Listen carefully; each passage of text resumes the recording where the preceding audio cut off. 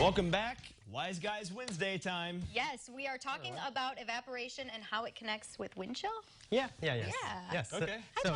Hi, how are you guys? Good. How are you doing? We're cold because there is a wind chill. That's true. Exactly right. Yeah. So we're going to go the extreme from very cold to hot today. Cool. Okay. So we've talked before about wind chill and the fact that what happens is that you have evaporation, and when you have evaporation, the water molecules leave and they take energy away from you, and that's why things get colder, right? Yeah. And so we have a transition from a liquid to a gas, like in water. And so normally you might think, well, what temperature does that have to happen at? And so we're used to things like boiling. You have to get something to boiling, and then you go from liquid to a gas. Right. Which is 212 degrees Fahrenheit or 100 degrees Celsius. But obviously we have evaporation happening when things are not at that high temperature, right? Because we're not at that high temperature and things evaporate. So if we just go to a quick first slide here. So even if you're at a lower temperature, some of those water molecules have enough energy to break free. And if the air is dry, then they're just not replaced by other water molecules in the air. And so the liquid that you have just evaporates. And so if we go to the next slide, you could sort of think of it that there's always some molecules that are leaving the surface of the water, the liquid, and then other molecules in the air are coming into it, right? So there's a trade-off between the two. And if you have more going out than are coming in, well, we're not there yet.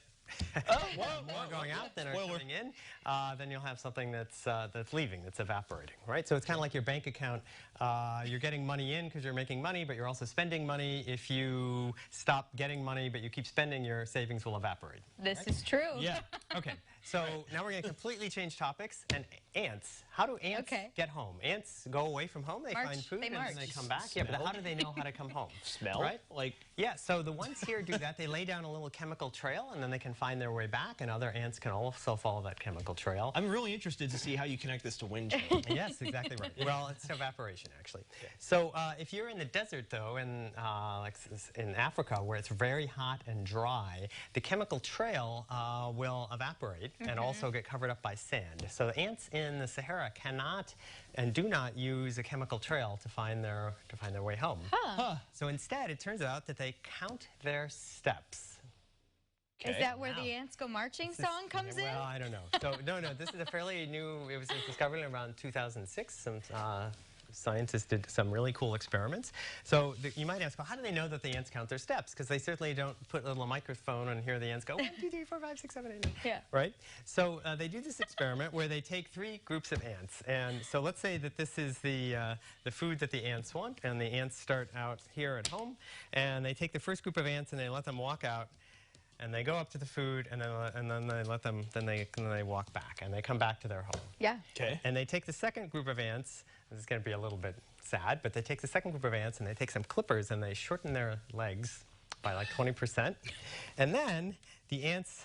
Sorry, they let them walk out first, and then they shorten their legs, and then when they come back, they're counting back down. They get back to 0, but they've not made it all the way. They're not home. Correct. And the third group of ants they take, they let them, I guess I'm not, I'll have to do it this way. They let them walk out.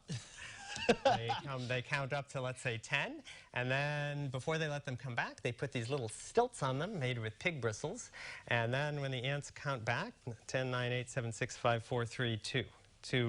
They're taking bigger strides. They're taking bigger steps, so they overshoot by, say, 20%. Huh. So depending on the length of the legs, they either overshoot or undershoot, and the only easy way to understand that is that they're actually, in some sense, counting. Yeah. It's not that they necessarily know at any given step that they're on count number 337 or something like that, but you could imagine that what they have in a molecular sense is kind of a sack full of molecular beans, and they put those into a bucket, and every time they take a step, they'll put a bean into the bucket, and then when they get to their destination, they start coming home, then they'll take a bean out of the bucket, and then when they get down to 0, then they know that they're home, or they think that they're home anyway.